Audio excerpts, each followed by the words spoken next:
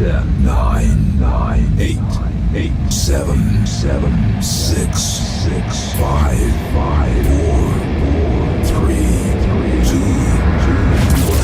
1. All systems go. You're listening to Sudbury News Talk. I want to show you something. Stand by. On the morning shift. Anything Could happen. Sudbury News Talk on the morning shift.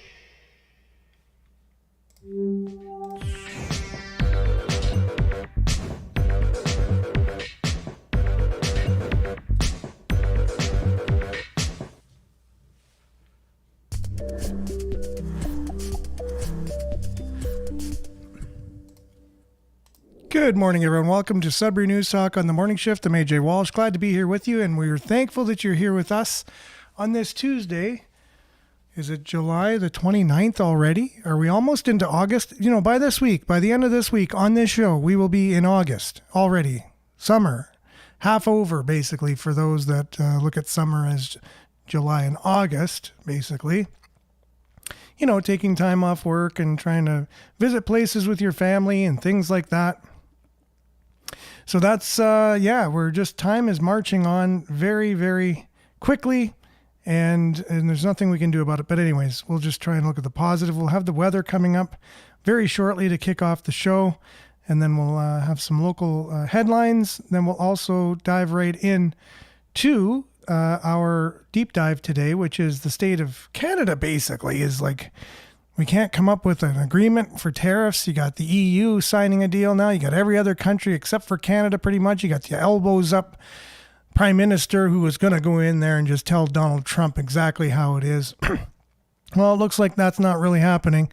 And it looks like it's the same old, same old. The new boss is the same as the old boss, and nothing's really changed. If anything, it's getting worse. So thanks to all you that made that possible through your voting.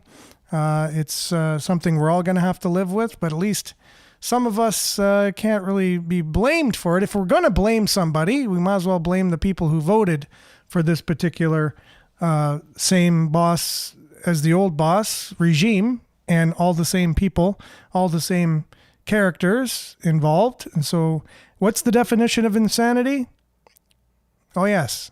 Right? You know what it is, doing the same thing over and over, which we did. We voted for the same people over and over, but we're expecting different results. So we're trying to change nature itself. We're trying to change natural law somehow and expect that things are going to get better. But things, because they were getting worse over the last 10 years of the government that was in federally installed government, we got more of the same of it, and we're going to have to live with more of the same of it. And it's just going to be the same road we're on. It's going to go to the same destination that they planned in the first place. I don't know what that is, but it doesn't look too good so far. It doesn't look like we're heading anywhere good. That's my pessimistic side. Let me get that right out of the way now and let you know that we're on CKLU 96.7 FM in the mornings. We're also so that's on terrestrial radio. We're streaming live at cklu.ca. We're also streaming live at facebook.com/cybernews, youtube.com/cybernews. Make sure to like, share, subscribe, follow the channel. The page will be live on those two platforms now, but we'll also be on demand immediately following the show, along with x.com/cybernews and our news aggregator, which is sudbury.news, where we get our local headlines from, because all the local news stories aggregate onto our webpage, and that's a service to the community and to the news organizations due to the federal government's legislation making it impossible to share news, whether it's international, national, local, regional, any kind of news, on Facebook, the world's largest social media platform. Thank you, federal government, for that policy. We really appreciate not being able to share news on the world's largest social media platform.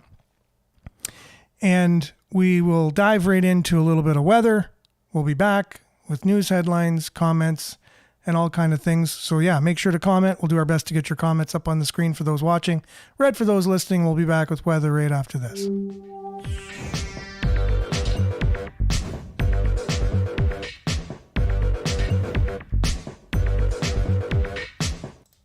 And as usual, Sudbury weather brought to you by sudburyweather.ca. Currently it is 16 degrees, mostly cloudy.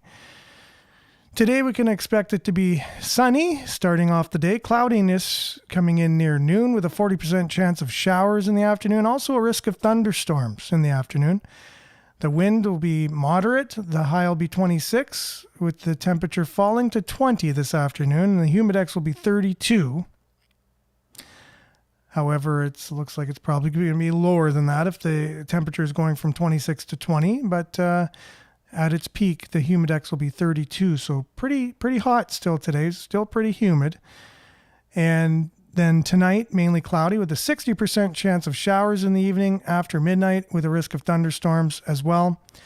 Tomorrow, mainly cloudy, hazy, moderate winds in the morning, and a high of 21. And if we look, there we go. We got today, there's some chance of showers. Tomorrow, mainly cloudy. Then Thursday, sunny. Friday, sunny. Saturday, sunny. Sunday, sunny. Monday, mix of sun and cloud. And you got everywhere from 21 to 28 degrees as the week moves on from Wednesday to Sunday. Beginning at 21, ending at 28. And then Monday, it kind of cools off with a mix of sun and cloud. That's the forecast anyways. We all know how forecasts turn out. They rarely turn out exactly the way that we expect them to. But anyways, that's your Sudbury weather, brought to you by SudburyWeather.ca. We'll be back with news headlines, your comments, and more right after this. Boom.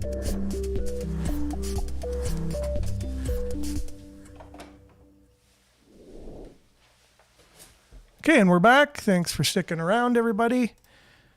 We got a great show, like I said, planned because the news makes the show all the time. So whatever's in the news is what we cover on the show.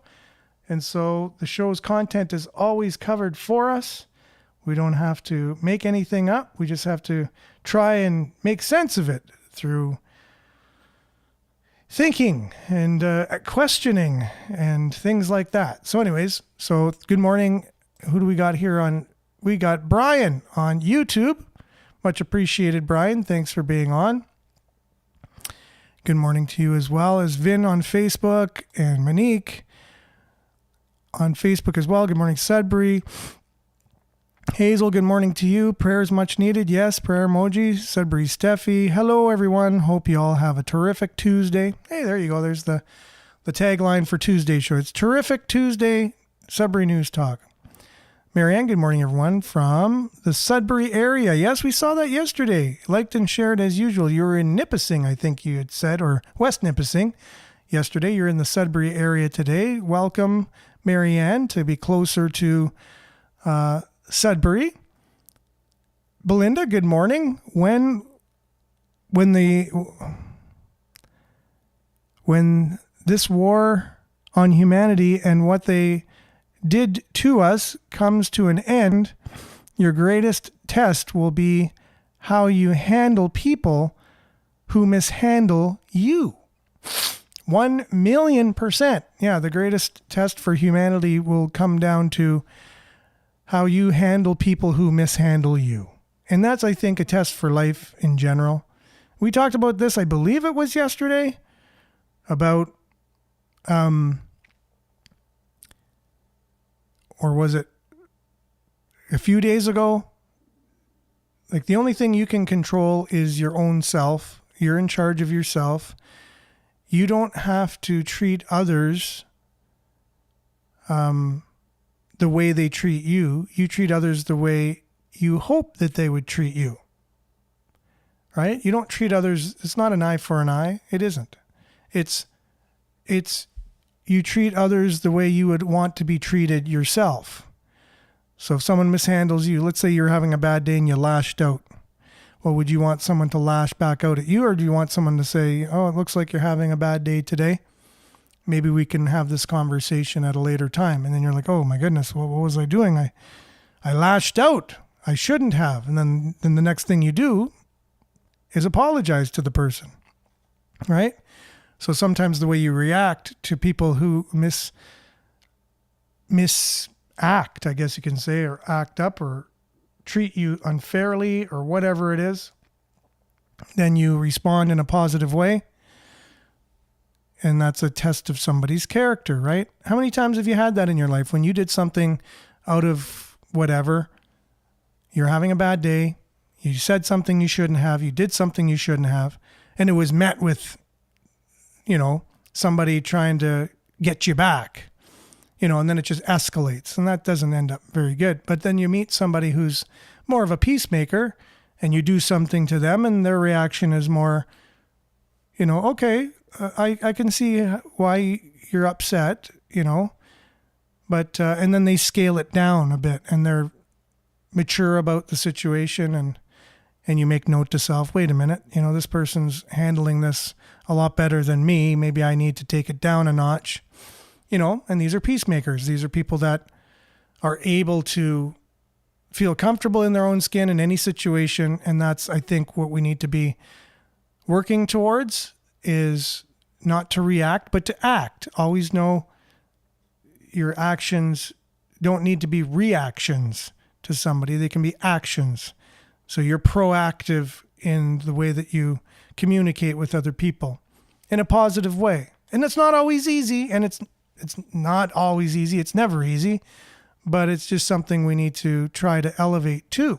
Thank you very much for that, Belinda. And Vince says, at least he's asking for Harper's help, LOL. So the government, apparently this is the latest that they reached out to former Prime Minister Stephen Harper, our current federal government, asking for his opinion on what he thinks we should be doing with the tariff situation, right? So a lot of people would say, no, they didn't do that. They would never reach out to him. Well, just read the news. It's all out there. They reached out to Harper. I'm not particularly impressed with Harper's response myself to just, not deal with the United States, to go looking for other partners. There's some wisdom in that. Don't put all your eggs in one basket, blah, blah, blah. But at the same time, our biggest trading partner and the reason why Canada has been so strong economically all of these years are almost single-handedly due to the United States. And there's the haters that'll say, but I have every economic fact to back that up, that the only reason we are so powerful because we're right next door. We had a partner who bought all of our stuff. Sure, maybe they got the better end of the deal on some things, but we had a trading partner nonetheless right here. We just drive it down. They bring their stuff up. We bring it down there.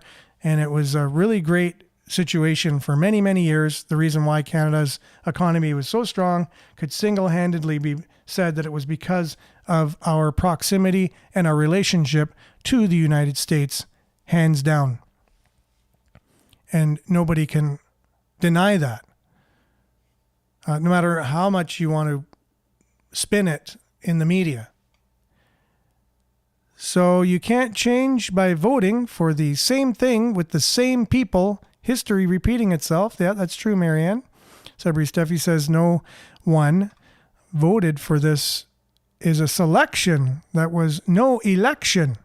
All smoke and mirrors and distractions everywhere. No one is coming to save us. We have got to save ourselves. They all need to be arrested.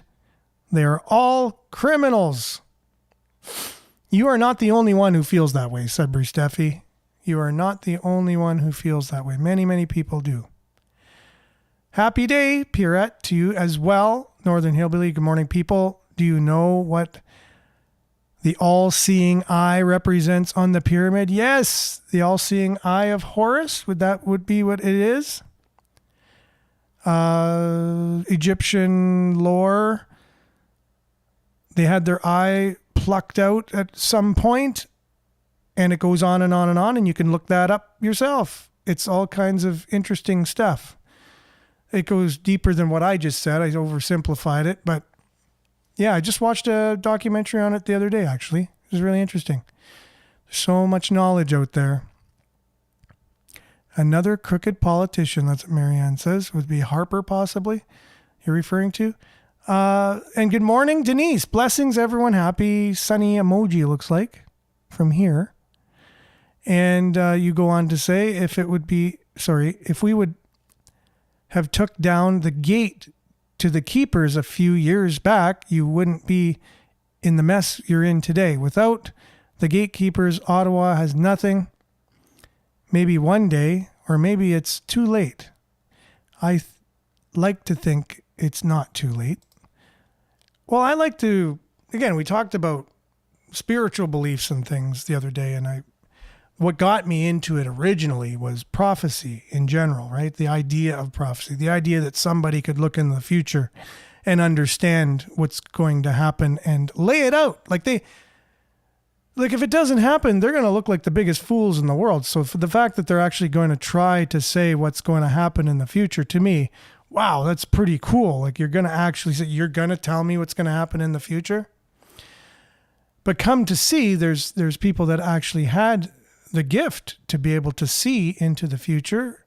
And there are some people out there, and they wrote down what they saw, and you can read it today, and you could actually see some of the things happening. And by the fact they said 3 out of the 4 things already happened, the 4th thing more than likely is going to happen. And it looks like there's going to be one world government, one world currency, one world religion, one world laws and legal system and policing, right? And that was prophesied many, many years ago by a few people. And it looks like there's going to be one leader of that organization. And it looks like they're not going to be the nicest person in the world. So that was all, like, and for somebody to see that, and also said that they're going to give everybody something that they can't buy or sell unless they do everything this person says for them to do, which was interesting too, to know that, right? And that they'd put something on their person, like they'd put it on their hand or their forehead, and they wouldn't be able to buy or sell anything unless they worshiped this particular belief structure that this person has put into place. And unless you bow down to this leader and do everything they say, similar to what we just went through, right, the last 5 years, unless you do everything that you're told, you won't be able to go to the grocery store. You won't be able to have a bank account. You won't be able to have a cell phone, internet, pay a mortgage. You won't have nothing. So I thought, wow, so somebody 2,000 years ago to kind of foresee that this is going to be happening.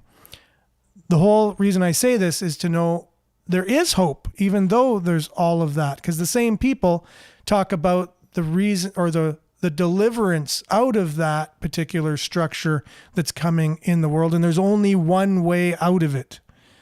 There's only one way out of it. You either worship him or you worship the creator.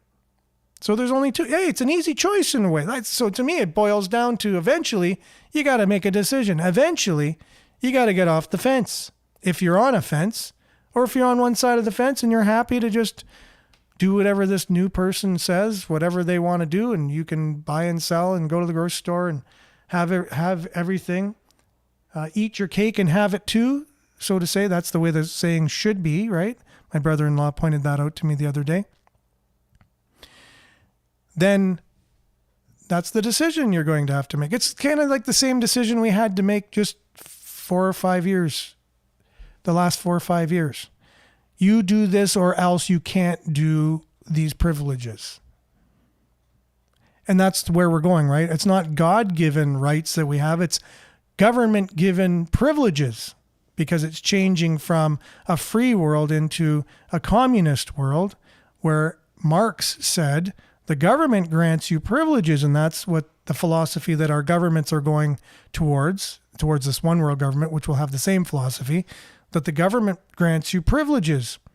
Whereas I believe we're all created equal and we all have the same rights by birth, that no person can grant you privileges. Like, there's no person who has power and authority over somebody else to take away their rights, right? We talk about basic human rights. But this new movement doesn't feel that they are rights. It's basically the collective. So if you want to go against the collective, you're not an individual. So the first thing, when you're born with rights given to you from a creator who created you, a lot of people don't want to go down that road because it's things they went through in their lives before, and they're upset because somebody who believed in God treated them a certain way, and then they think that that's the way God is. Well, that's not. God isn't a person who treated you badly just because they said they believed in him. Has nothing to do with that. So either we were created or we just by happenstance started to exist.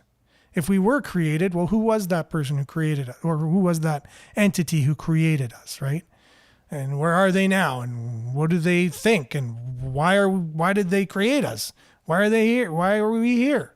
All these things, right? So that's what it's actually boiling down to. This is what it's all coming to. It's all coming to a head very shortly. This whole reason why we're here on this earth is coming to a head. And it's going to be black and white. It's going to be you go here or you go here.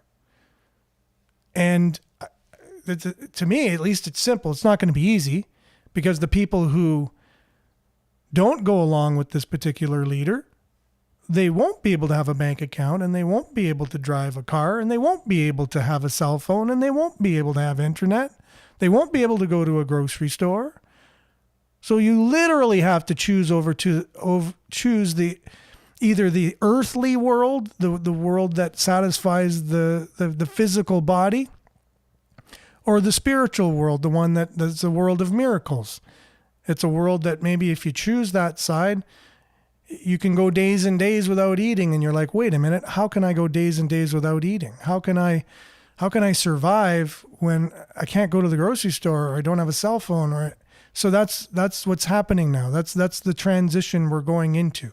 Now, I don't really talk about this very often and whatever, and so I apologize to the people that are just tuning in for some local news. I just want a little conversation on what's happening in the world around them.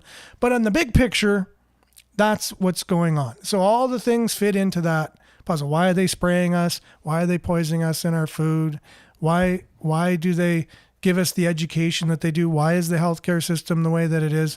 Why is the government chipping away at all of our rights? Why are they bankrupting the countries all over the world? Why are we ramping up for World War III? All of these things, right? It's all playing into that end game, if you will. So it's the final battle between good and between evil. And so we've had so much time here with good and evil mingled all together, and it's hard to see sometimes what's good and what's evil, and everything's gray. It's not going to be gray anymore. It won't be one bit gray. It will be black and it will be white. And the white is going to be very difficult and a hard decision to make, but it'll be the right decision to make. And Pat, good morning to you. Good morning, peoples. Peace emoji. The truth exists. The truth exists. Only lies are invented. Right. All their lies and their deception are put in the open. Their time is coming to an end. Have faith and keep fighting. Exactly. So that's on the same lines as what I'm saying. But you're not going to win the world. You're not going to win the ability to go to the grocery store and to have the worldly things. You'll gain the ability to be independent and to be one with God, let's say, and to have all of the benefits that go along with that, the things that you never thought were possible, to transition yourself to a higher elevated being. And that's what we're working on doing. And you'll see the dark side that we talk about all the time on the show are the ones who are always trying to suppress that and push us down and not have, the new inventions that people are making that are going to benefit people's lives. And as we're trying to elevate ourselves, they're always pushing us down. Education pushing us down, government's pushing us down, and they're not elevating us. They're not teaching us new things that are helping us to be higher spiritual beings and higher beings and be more productive. And, it's just, we're here. We're going to keep all this information to ourselves, and you're going to be down there, and we're going to keep you down there. And that's pretty much what's going on, but not forever. That's got to come to an end because that, like Belinda said, is just manufactured. It's lies. Truth will prevail, and truth is independent of anything else. And if you're on the side of truth, and that's what you hunger for, and that's what you want, then it's going to be good times for you, literally. Even though the news and everything else will tell you to fear and be afraid of everything.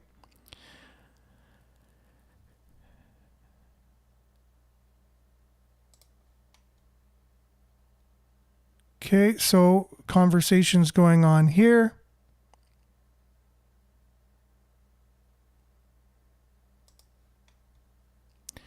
And let's see here. So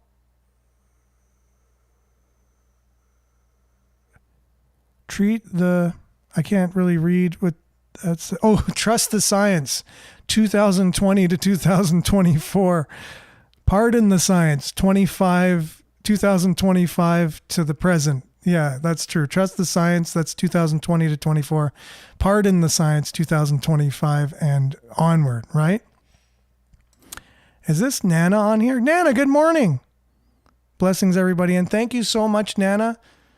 Nana donated to the show this morning. I just saw that on our email. Thank you so much. It doesn't mean everyone has to do that. No one has to do that at all, but I appreciate when somebody does that. It goes towards the cost of the show. I really appreciate that. Thank you very much, Nana. And I know you don't do it so that I can mention it at all, but I really appreciate that. Thank you very much. Okay, so Marianne's visiting family. Cool. And Andrew James, good morning. On my way to the picket line in front of Waste Management. Give us a honk. Oh, wow. You guys are on strike? That's crazy. I might be going on strike too at work, and I'm kind of conflicted on the whole thing. And Liette, good morning from Collingwood. Hope you're having a good morning. How you enter the chat sometimes affects. Click on the video or profile pic of Sudbury News. That's interesting, okay? There's all these managing things. And Victoria, good morning to you. Everyone, have a wonderful day. Louise, good morning. It's been a while since I tuned in. And yes, Northern Hillbilly, Harper was at the Bohemian Grove. If anyone knows what the Bohemian Grove is, he was there just before he got elected, and many people are found there before they end up being elected. Politics is like wrestling, right? Good morning, everybody. This is Betty zooming in from the Niagara area. Thanks for being with us. Miles, good morning to you. $350 billion a year. Selling to the States. You can't ignore that. You are right. Our United States is by far our largest trading partner. And look, they're arguably still the largest economic powerhouse in the world. Why would you not want to continue a relationship? It's just economically wise decision to have a good relationship with the United States regardless. And I understand the person who's in the White House seat right now or whatever, but hey, you campaigned on your elbows up and you're going to deal with it. So deal with it. You're the one who said it. We didn't. Now get to work. Okay, so street boxes will be placed to monitor the streets. Oh, for sure. Are those the things that are already out there? If you know what I'm saying. The speed cameras, we already got those everywhere. Okay, so let's get to a couple headlines. We got to move on here to get the show on the road.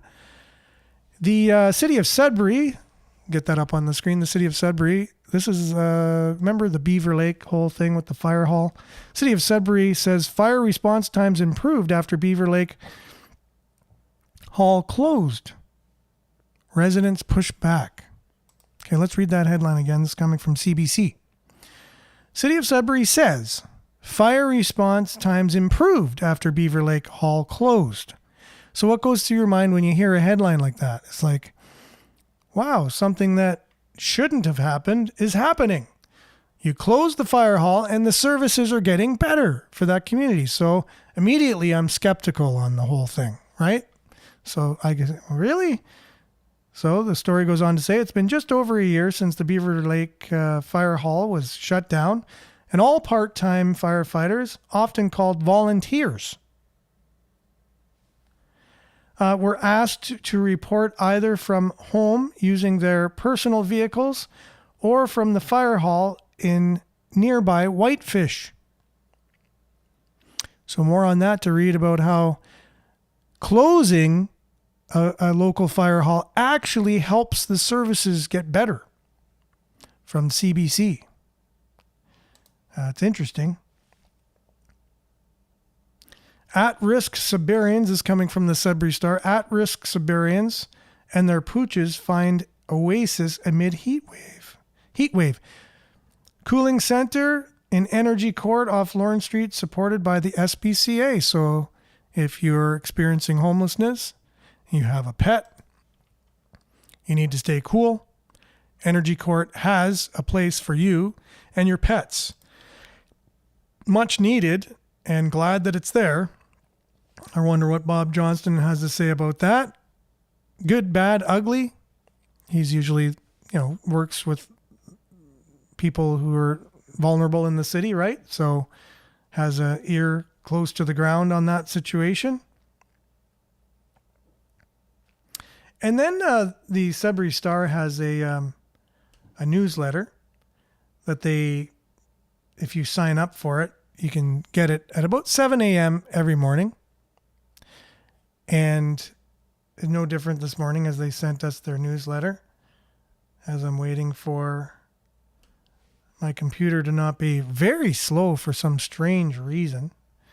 But Lively's Jerry Wagner got married on D-Day and then went to war. So sadly, a veteran from Lively just reached his 100-year birthday. So he was 100 years old. And it was sadness that the family shared that their dad no longer was here to share his memories. He was otherwise in good health right until his last days. He was born on March the 24th, 1925. And leaving us on July the 19th, 2025, Wagner represented a chapter of the Canadian history that is soon to disappear. So I'm sure you can almost count on two hands the amount of vets that are still around from World War II in Canada. Private Gerald Wagner of Lively, he was the last known member of the Royal Hamilton Light Infantry, served in World War II. He was part of the occupation. He served all over Europe and then was part of the occupation of Germany toward the end of the war. Like he said, got married on D-Day and then went right to war right after he was married. And so it's amazing that, what a life he lived. And then he got to live to 100 as well. And what a treasure he would have been to share all of the stories and memories with people around him. It's, again, to hear it right from someone who is there. My grandfather, it was hard for him to share the stories. I very rarely got anything out of him. If I could go back in time, I would have done more to empathetically ask him about his experiences. He was also part of the occupation of the Allies in Germany. He was going house to house. And, you see it in movies, it's one thing, right? But to think you have a gun in your hand and you're walking into someone's home in Germany and there's women, children, and they're scared and you're walking in and some of your comrades are doing cruel things to people and you're witnessing it. Maybe for some reason you've done something that you're not proud of too, in whatever situation you are in, that you're carrying that stuff around. And thanks very much, Nana. I appreciate that. So yeah. So I got a bit of a segment here queued up for our deep dive today. It's deep diving, so it's jumping off from where we left off yesterday with that Christian singer who was going across Canada and it was just drumming up all kinds of controversy. But this is the Canadian Taxpayers Federation filling in for Candace Malcolm of Juno News. And they're talking about that and, the new EV mandate that we have. I'm not sure if people are really aware of what the government's going to be doing with our trying to get everybody into electric vehicles, but they shed some light on that as well. So We've got kind of a doozy happening this week in Canada. Something blew up over the weekend. I just wanted to touch on it briefly because it speaks to things like freedom of expression and freedom of assembly. And Juno News and True North are going to be covering it very closely as the week rolls on. So before I get to my colleague Franco Terrazzano, stationed in Ottawa, talking about the electric vehicle forcification and the ban on gasoline and diesel powered vehicles, I wanted to touch on this briefly. So there is an American Christian singer person. His name is Sean. I believe the last name is Foyt. I can't pronounce it properly, so forgive me for wrecking it there. All that is to say, I think it's safe to say that the vast majority of Canadians had no idea who this person was before a huge fuss was kicked up, largely over the weekend is when it blew up. What gets me from a taxpayer's angle is a couple of things. One, we've got the government-funded media, the state broadcaster, apparently following this performer around Eastern Canada, kind of tailing him. I will remind people that the CBC is getting $1.4 billion from taxpayers this year. And also, no matter what political ideology you come from, journalists shouldn't be paid by the government, period. So there's an expense there. But from a freedom of assembly and free expression angle, which is essential, like we couldn't do what we are doing here. Like we couldn't do the Juno News thing. We couldn't do the True North thing. We couldn't be Taxpayers Federation fighters that, embarrass politicians and, say that they're pigs at the trough if we didn't have free expression in this country. If we don't have that, we can't fight for things like lower taxes and less waste and more accountable government. Like, period. It stops there. So I would just try to, as former U.S. President Ronald Reagan used to like to say, reach across the aisle and remind some folks who are up in arms and trying to ban this person from, singing at churches and stuff and holding concerts. Imagine if the shoe were on the other foot. Like, would you want local city governments trying to ban Greta Thunberg from speaking? I believe Greta Thunberg had a huge rally where she spoke right on the Edmonton legislature grounds. And if people want to show up and listen to her speak and rail about anti-oil and gas all day, they have the right to do that. Like, that should just be an obvious thing for Canadians to go to be able to listen to. You don't have to agree with it, which is the entire purpose of freedom of expression. You wouldn't need it written down in a big old charter if people just agreed with what everybody else was saying all the time. And so I did want to touch on this basically as a programming note for Juno and True North going forward this week. Also, I will mention we spoke with Christine Van Gyn last week, the Canadian Constitution Foundation, and I think that they are kicking the tires on this one pretty hard too.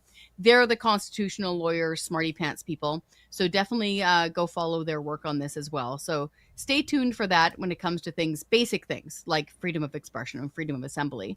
Speaking of freedom, there's something that is coming down the rail here really fast and hard on Canadians, and we really wanted to highlight it, okay? And that is the looming ban on the sale of normal gasoline and diesel-powered vehicles. A lot of folks think this is happening, in a galaxy far, far away in a future time. That's not true, okay? This doesn't just start happening in 10 years. It starts happening in 5 months. Okay, the restrictions start kicking in 5 months, meaning that if you are a car dealership, okay, imagine them in your hometown, in your cities, how important they are, especially for the local economy. If you're a car dealership, 20% of your new vehicle sales, according to the government, will have to be battery-powered vehicles. Hybrids don't count. For folks who are like, oh, I love my gas and, battery-powered hybrid. They don't get credit for those. So 20% of their new vehicle sales going off the lot starting in 5 months are going to have to be wholly electric. This is going to really throw a spanner in the works when it comes to our auto industry, meaning it's going to screw up how much supply we actually have of gas and diesel powered vehicles. And it's going to make all of these battery powered vehicles, if nobody's buying them, pile up at these car dealerships.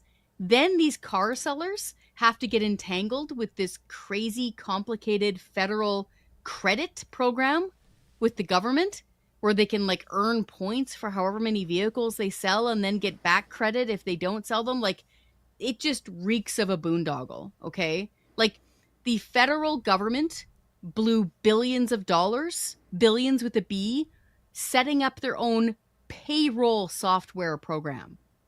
You know, to issue checks to pay for their own employees.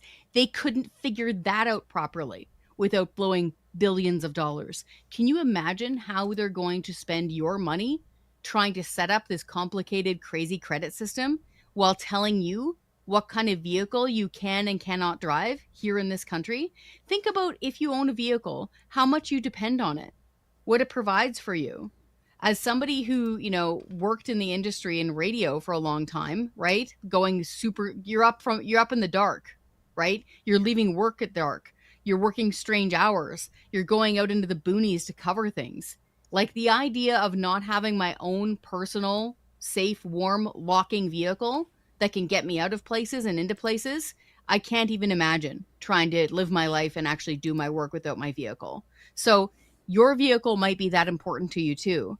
Imagine now the government deciding to say, you know what? We've decided what kind of vehicle that can be. That's nuts. Number one. Number two, we don't have the money for this. Like, we do not have the cash for this as a government, both federally and provincially. So very quick math. If Santa Claus came along and magically changed everybody's personal vehicles that they already own, like our private fleet, as they call it here in Canada, poof, they're all electric cars, we would need 14 huge new can-do type reactors. Like those big ones that you see in, like, you know, Darlington and Pickering and stuff in Ontario. We'd need 14 of them. Those things cost around $13 billion each. And they take more than a decade to build each. So, like, the scale of this is off the charts. The federal government itself commissioned a report and shows that this could cost close to $300 billion. So this is crazy from a small government freedom to choose what kind of vehicle you want to drive and buy angle. And also, we do not have the energy or the money for this. So how are they actually going to make this work? Let's find out. Joining me now is Franco Terrazzano. He is the federal director for the Canadian Taxpayers Federation, also a very good friend of mine. He is stationed in Mordor, also known as Ottawa. Franco, we were just talking about, you know, government getting huge and bossy and up in your grill about pretty much everything here in this country lately. And one of the big ones that really stuck out to, I think, all of us over the last couple of years was this looming ban on the sale of what I would call normal gasoline and diesel powered vehicles, new ones off the lot. Now, for some folks, they're like, oh, that's only happening in 10 years or so. Or that was a Trudeau thing. Like, no. You know, these restrictions are kicking in very soon. They're going to start tightening the belt on everybody. Also, as far as we can tell, Carney's still going full steam ahead with Trudeau's crazy plan to ban the sale of gas and diesel powered vehicles and force people to purchase battery powered vehicles instead. Where do we stand on this? Like, what kind of money are we spending federally? I wanted to take on Ontario Premier Doug Ford in a minute here, but just give us a bit of a national overview as far as this is concerned so far. Well, no, it looks like the government is still going forward with its plans to ban new gas and diesel vehicles by 2035.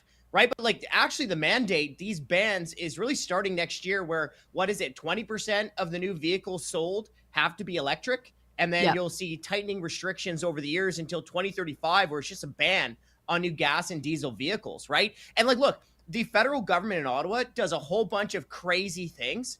This might be the most ridiculous thing that they've hatched up. I mean, this is absolutely bonkers. OK, like, the costs of this are going to be outrageous. Like, number one, where do these politicians get off telling you what type of car that you can drive? Okay, number one. Number two, if you're looking at the dollars and cents, beep, boop, this is nuts. Okay, like, one report showed that Canada's electric vehicle transition could cost up to $300 billion. So you're looking at tens of billions, if not hundreds of billions of dollars cost.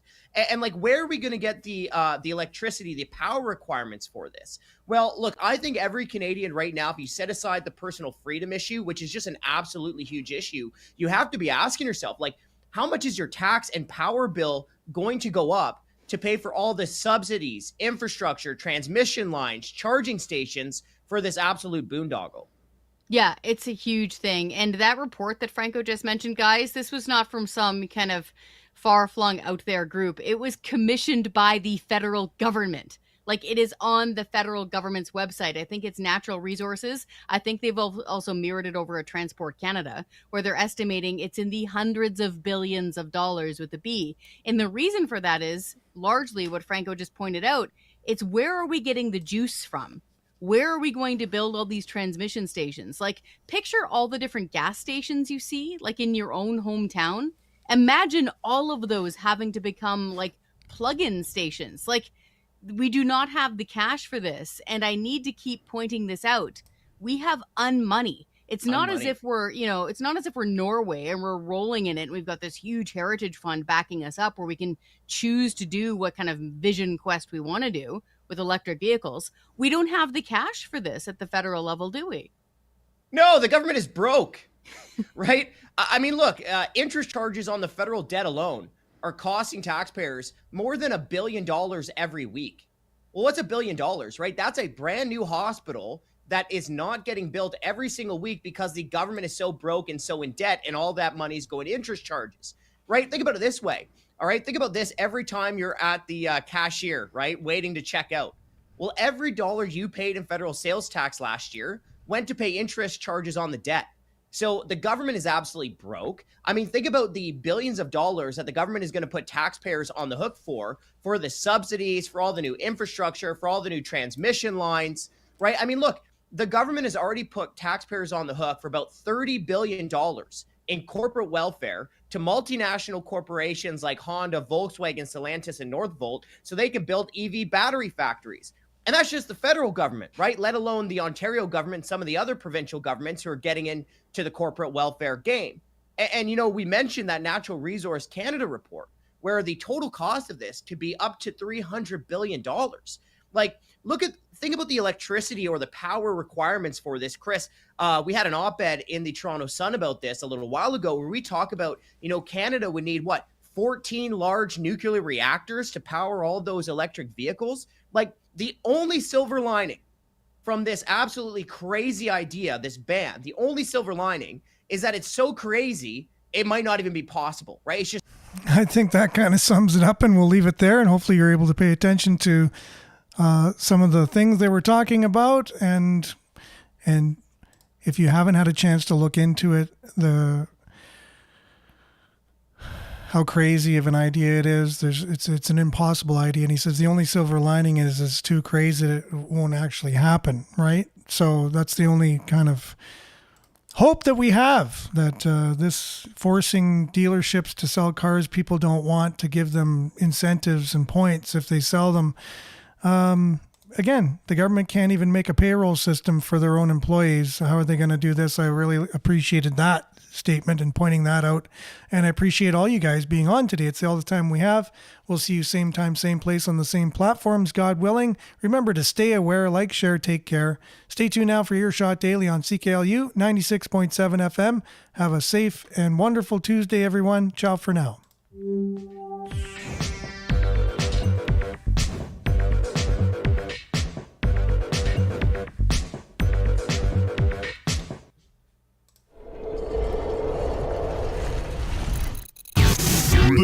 This is Sudbury News Talk on the morning shift.